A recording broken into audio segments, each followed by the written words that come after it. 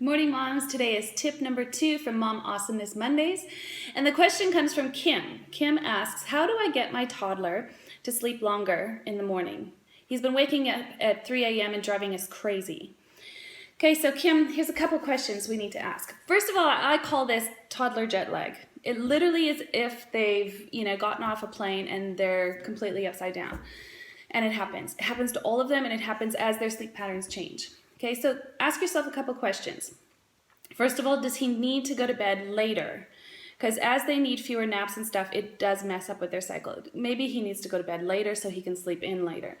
Is he hungry? Hunger wakes the best of us up, and that's what midnight snacks are all about. So maybe you can have a little bit of food that won't go off beside the bed, so that if he wakes up, without turning the lights on, without playing and making a big deal, going to the kitchen and preparing the food, maybe just giving him a few bites to eat will be enough to tie him over, and water or whatever it is beside his bed. The other thing is, does he need to go to the bathroom? Because bathroom also wakes people up. So in that case, we need him to be able to walk to the bathroom, do what he needs to do, and then come back, okay? Those 3 things. But if it's none of those things, then it actually could be an issue of respect. Because children are born thinking that they're the center of the universe. They are the center of the universe, but then that has to change, because at 3 a.m., you are no longer the center of my universe. Sleep is the center of my universe. So it's not time to play. So here's what you do. You just keep the lights low. You keep your tone soft. You don't get angry, because anger will wake everybody up. And you say things like, shh, it's still sleeping time. Look. And teach them respect.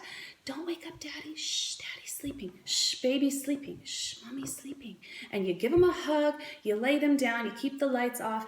See if they need the snack or whatever. And then leave the room. And they probably won't like it. You're going to have to do this a number of times.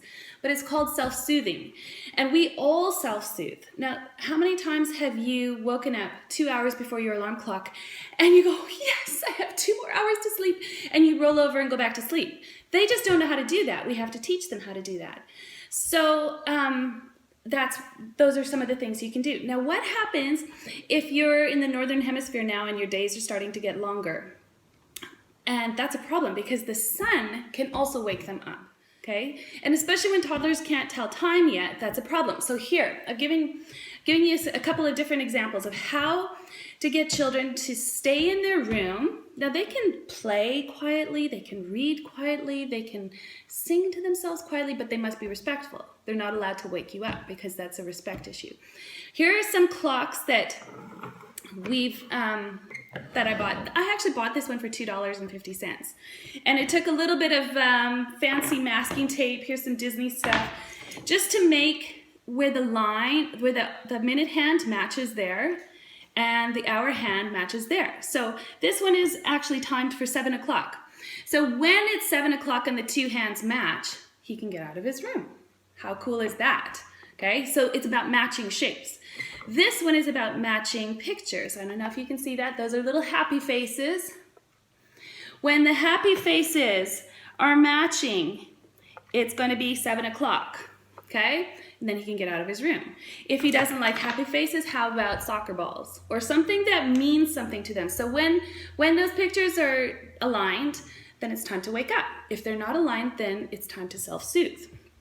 If you have a digital clock and they know their numbers, try that, okay? So when the 8 matches the 8, you can get out of your room. Or 7 and 6 is 6. You decide, and the nice thing about this is these are just stuck on.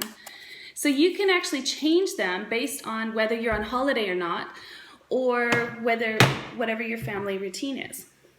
And one last thing, I just want to say, you guys, I promise, this gets better. Right now it feels like you're just not coping because you need sleep so badly. I promise there will come a time when your teenagers want to sleep in and not wake up. This will end. Check it out. Hey, David, time to wake up. I wake up.